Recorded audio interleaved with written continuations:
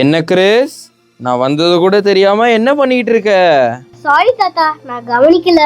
பரவாயில்ல கிறிஸ், நேத்து நம்ம கீழ்ப்படிதல் பத்தி பார்த்தோம் இல்லையா?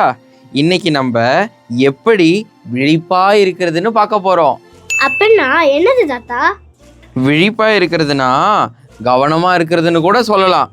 காணா ஒரு திருமணத்துல மாதா என்ன செஞ்சாங்க? திராட்சை ரசம் காலி ஆயிடுச்சு. மாதா அதை கண்ணை பிடிச்சி ஏசப்பா கிட்ட சொன்னாங்க. கரெக்டா சொன்ன கிறிஸ். மாதா திருமணத்துல மகிழ்ச்சியா இருந்தாலும் தன்னை சுத்தி என்ன நடக்குதுன்னு விழிப்பா கவனமா இருந்தாங்க. மாதாவை போலவே நம்மளும் விழிப்பா இருக்கணும். நம்மளை சுத்தி என்ன நடக்குது, நம்மளோட உதவி யாருக்கு தேவைன்னு கவனமா பார்க்கணும். இன்னைக்கு என்ன பொருள் தாத்தா? இன்னைக்கு திராட்சை ரசம் இருந்த கற்சாடி. நீங்க எல்லாரும் இன்னைக்கு உங்களை சுத்தி இருக்க உங்களுடைய தேவையை அவங்க சொல்றதுக்கு முன்னாடியே உணர்ந்து அவங்களுக்கு உதவி செய்து அது என்ன உதவின்னு எழுதி இந்த கற்சாடியில போடலாம்.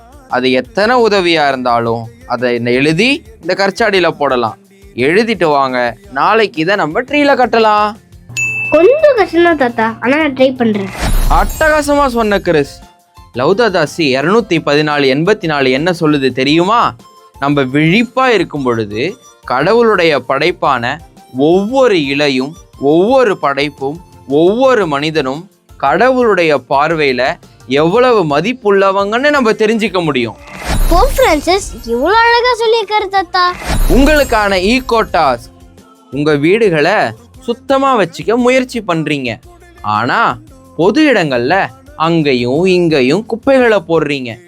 இன்று முதல் குப்பைகளை குப்பை தொட்டியில போட பழகுங்க. நம்ம எல்லாரும் சிஸ்டமேட்டிக்கா முயற்சி பண்ணா நம்ம இடத்த சிங்காரமா மாத்திடலாம்.